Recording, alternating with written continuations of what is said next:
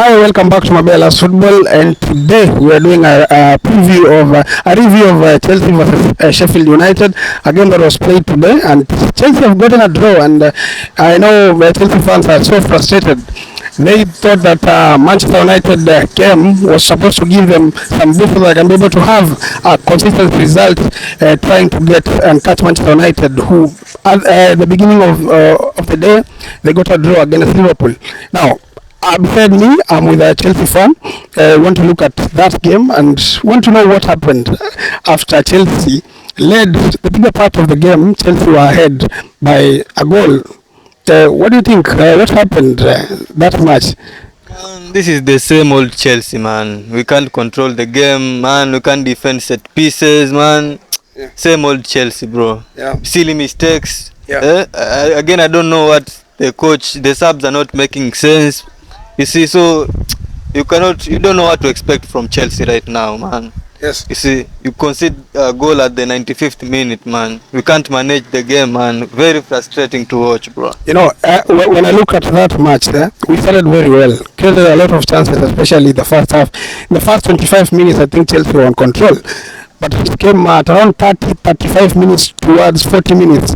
Then we started playing badly, and then that is when Sheffield United believed that they can be able to get a goal, and that is when they got a goal and they started controlling the game. So what do you think about Chelsea not controlling the game, despite of them having very good players, the likes of Enzo Fernandez, Caicedo, the likes of Cole Palmer, and actually Cole Palmer today, I have not seen him play very well. What do you think about how he was deployed today? And that is the issue. We are so dependent on few individuals, man. If Cole Palmer, if Enzo Fernandez don't perform, man, we don't have any other player to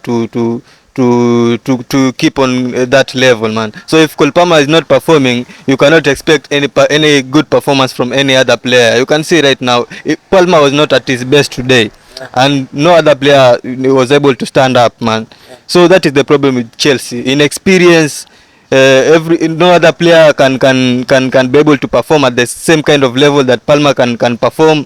There is no goal threat, man. Jackson was just poor at this game, man. Jackson wasted very many chances. Jackson was just poor today, and no other winger was able to at least give us something to be excited for. Yeah. So our midfield was also very poor, man. Midfield is a very bottom at the table, man. You can expect Chelsea to have a little bit of control on the game, just many shot on target. You see, defend well as a group, but also you can see also our defenders.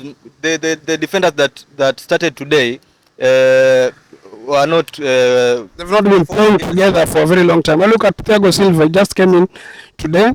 Playing alongside, I think, Chalobah. I don't think they've played together this season. Also today we lacked that our fullbacks. Yeah. So we are not aggressive. We are not using our fullback because Malo Gusto was not present today. Chilwell also was not present. So at least we lacked the pace going at our left backs and right backs. So we lacked that pace going forward, and that those corners that those fullbacks always put in will also lack that presence at the left back and right back. So what can you say about the manager?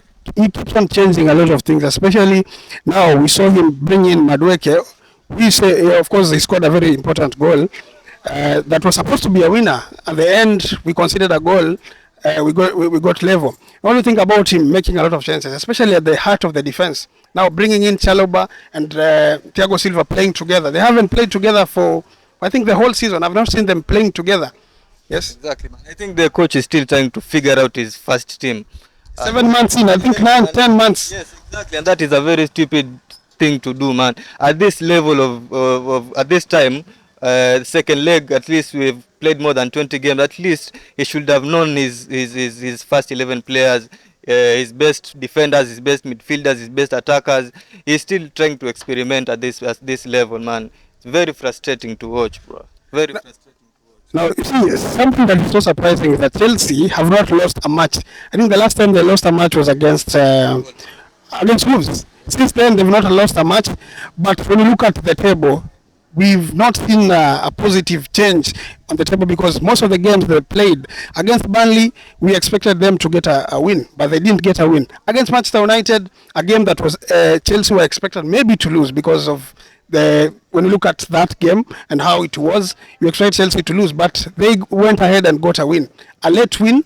But when you look at the performance of the team, especially in 90 minutes, it wasn't that good. And then they got a win. What can you say about that run that we've had, unbeaten run, but it hasn't changed anything when you look at it? Yes, first we have been having very many draws than wins. You see, yeah. So at least getting those draws is not good enough. And again, against the lower teams like Burnley, like Sheffield, these are games that we should win, man. If we lose these kind of games, how can you expect us to move forward? So if you lose against, if you draw against Sheffield, that is a loss. You see, so we are having many draws. We don't have a clue going forward. We don't have a clue defending. We don't know what our coach is trying to do. Actually, right now we don't know our style of play as Chelsea.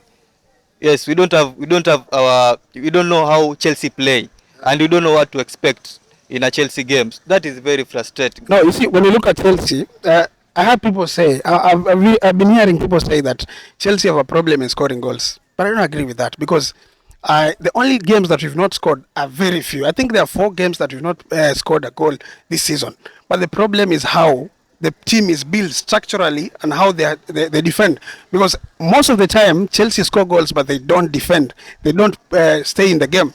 What do you think about the defense and especially the whole structure of the team on how they're supposed to defend? Very poor, bro. Very poor structure.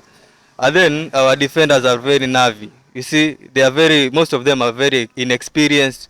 The likes of Badiashile, the likes of even Chaloba. You see, man, they are very inexperienced. So they are making very silly mistakes.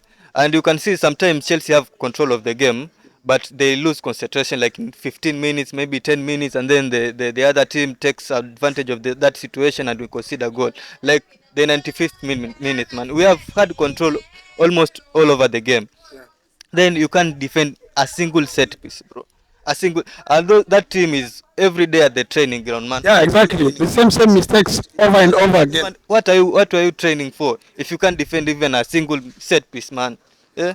What is the training? What is the coach doing in the training ground? What are the center backs doing at the training ground, man? That is very frustrating. This team is bullshit, man. Now, when you look at the game, man, there are some changes that the manager made today. He brought in Badiachil at the very end. He brought in the likes of Modric. Brought in the likes of Chukwuemeka. What do you think of? What do you make of the changes that the manager was trying to do, and what was he trying to achieve? Because I saw him let Palmer leave the pitch. Was he injured or something? Why should you let your best player leave on the pitch and you don't have a comfortable lead? Exactly, and that is the issue I'm trying to make, man. First, the subs, they made no sense. If you see at the goal that you conceded, you can see that Badiashile was responsible. Yeah, exactly, you're supposed to take care of that. Exactly. So Badiashile, that sub made no sense to me. The sub of Cole Palmer was very not. I didn't expect that kind of substitution. Cole Palmer is our best player right now. You see, how can you sub? Who else can come and give that kind of performance? You see? Yeah, nobody. Your best player. Why do you let your best player leave the pitch if he's not injured? I think also the coach didn't give Sheffield that kind of respect. He never saw like that Sheffield can can bounce back because of maybe the position they are in right now. I think he didn't give them that kind of respect. Yes. Now, after losing those 2 points that you are supposed to get 3 points so that at least you can be closer to Manchester United, who drew today against Liverpool. What do you think about the team now? Is it going to be motivated going forward? Because we have very tough fixtures coming, especially Aston Villa. We are supposed to go to Spurs. They're supposed to come. Spurs are supposed to come to Chelsea so that we can be able to get 3 points. What do you think about the fixtures that are remaining? Can we get something out of this team? I think it will be very difficult. First, because I think the fans now are starting to lose faith on the players. Again, I see that the players are also starting to lose faith on the manager, because if the same mistakes are happening all over again, it is difficult for the players to trust on the manager, and it is also difficult for the fans now. You see now, when you come to support Chelsea now, you can never know what to expect from Chelsea. The game that you see, like the Manchester game, I expected that maybe when maybe a draw was good for us, man, because of our form. But you see, we gave a good not a good performance, but a good result. A good result. Yes, but against a Sheffield team, bottom of the table, bro. Yeah. The last team at the Premier League, Two bro. teams that are bottom of the table. We've not managed to get the 3 points. Burnley and Sheffield. And Sheffield, man, very frustrated. How do we get points against bigger teams? I mean, I don't understand. It will be very difficult even to get to the 8th position, because for the rest of the season we have been at the 10th position. Exactly. 10th, 11th position, and with this kind of performance, you can't expect us just drastically to now start performing and now beating those kind of teams. How? Which kind of players? Which kind of player Chelsea?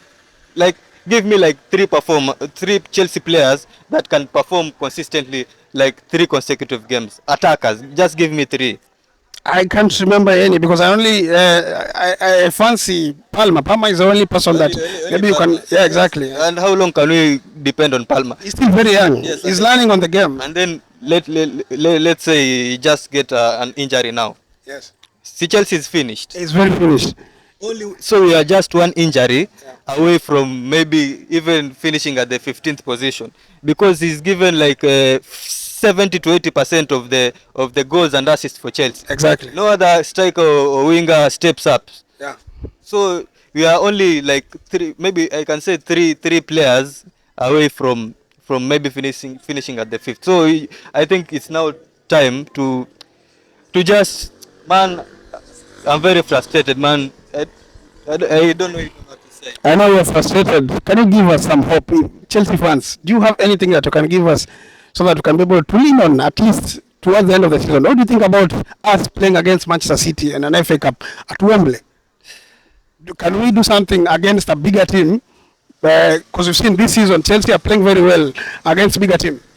That game will be difficult, but again, I think Chelsea, the kind of games that you don't expect them to perform, they give a good performance. And I think we have been having very positive results against Man City. So, though it's very difficult, man, to have faith that this team will deliver against a world-class Man City. But I guess the previous performances that we've been having with Man City, maybe I think we can maybe do something. Plus, when our injuries like the likes of Nkunku are back, I think maybe the likes of Gusto and Colwill, Chilwell, I think maybe we have some hopes. Do we still have to depend on the players who are injured? Because we've seen the same players who have been injured are the same players who come in, play 3 games, 2 or 3 games, and then they get back to the injuries. Yes. Because I look at Nkunku, just came in, played 3 games, got injured. The likes of Chilwell came in, got injured. We cannot depend on these players. Exactly, but we don't have any other options. But if you see the likes of like Chilwell, when he was available, at least we saw a very good performance from him. The likes of Gusto, he was not present today, and we saw the weakness that Chelsea had on the right. On right, yeah, exactly. So and the likes of, I think Nkunku was also able to give us some positivity in the front. So I think that is the only hope we have right now, because the players that we have right now are not performing. So where do we have to? What else do we have to where else should we have some hope? There's no way we can have some hope because yeah, exactly. Now the only positive we had this season is Gusto and Palmer, and you've seen that Gusto has also not been that good, especially with injuries. There is a problem with that right back position. Left back also there is a problem. What do you make of those fullbacks position that we having problems? Gusto is not good. I mean, he's not good with injuries. Chilwell is not good with injuries. Cucurella the same way. What do you think about that? I think we have a problem with our medical department, man. Yes. How can you explain like 11 players are out for like 70% of the season, and this happened also last season. So I think we have a problem with the medical department.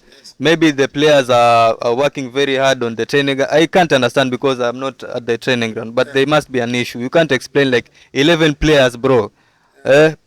Injured. Best players, man, because you can start a first 11 with the injured players. The likes of Reece James, the likes of Chilwell, the likes of, we have so many good players. The likes of Nkunku, those are very good players, man. I think we would have a very positive season if those kind of players were present, man.